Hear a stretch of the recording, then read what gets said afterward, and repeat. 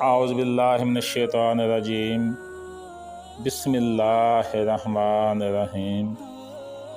حضرت حنزلہ رضی اللہ تعالی عنہ کہتے ہیں کہ ہم حضور صلی اللہ علیہ وآلہ وسلم کی مجلس میں تھے۔ حضور اقدس صلی اللہ علیہ وآلہ وسلم نے ہمیں واعظ فرمایا، جس سے دل نرم ہو گئے اور آنکھوں سے آنسو بہنے لگے، اور اپنی حقیقت ہمیں ظاہر ہو گئی۔ جب حضور صلی اللہ علیہ وآلہ وسلم کی مجلس سے گھر آیا تو بیوی بچوں کے ساتھ ہنسی مذاق اور دنیا کی باتوں میں لگ کر وہ حالت جاتی رہی تو آپ صلی اللہ علیہ وآلہ وسلم کی مجلس میں تھی۔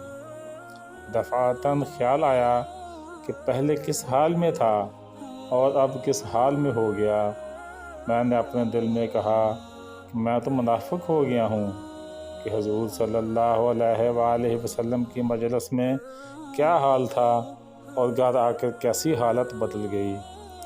میں اس پر افسوس اور رنج کرتا ہوا گھر سے یہ کہتے ہوئے نکلا کہ حنزلہ تو منافق ہو گیا، حنزلہ تو منافق ہو گیا، کہ راستے میں سیدنا صدیق اکبر رضی اللہ تعالیٰ عنہ مل گئے۔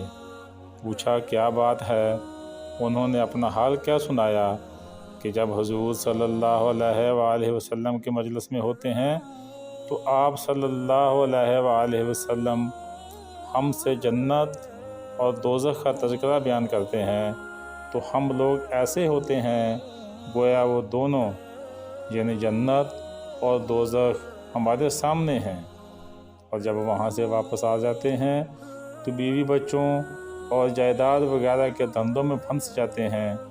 حضرت ابوبکر صدیق رضی اللہ تعالیٰ عنہ نے جواب دیا کہ ایسا معاملہ تو میرے ساتھ بھی ہے، چلو حضور صلی اللہ علیہ وآلہ وسلم کی بارگاہ میں اپنے اس حال کو بیان کرتے ہیں۔ دونوں حضور صلی اللہ علیہ وآلہ وسلم کی بارگاہ میں پہنچے اور عرض کیا، یا رسول اللہ صلی اللہ علیہ وآلہ وسلم، جب آپ صلی اللہ علیہ وآلہ وسلم کی بارگاہ میں بیٹھتے ہیں اور آپ صلی اللہ علیہ وآلہ وسلم سے قرآن مجید، ذکر و نصیحت، تلقین اور جنت و جہنم اور آخرت کا بیان سنتے ہیں تو اس مجلس میں کیفیت یہ ہو جاتی ہے کہ گویا جنت بھی آنکھوں سے دیکھ رہے ہوتے ہیں اور دوزخ بھی۔ لیکن جب آپ صلی اللہ علیہ وآلہ وسلم کی مجلس سے اٹھ کر گھر جاتے ہیں، بیوی بچوں اور دنیا کے کاروبار میں مصروف ہوتے ہیں تو یا رسول اللہ صلی اللہ علیہ وآلہ وسلم وہ ساری کیفیت جاتی رہتی ہے اور برقرار نہیں رہتی جو آپ صلی اللہ علیہ وآلہ وسلم کی مجلس میں ہوتی ہے۔ حضرت حنزلہ اس کیفیت کو منافقت سمجھتے ہیں۔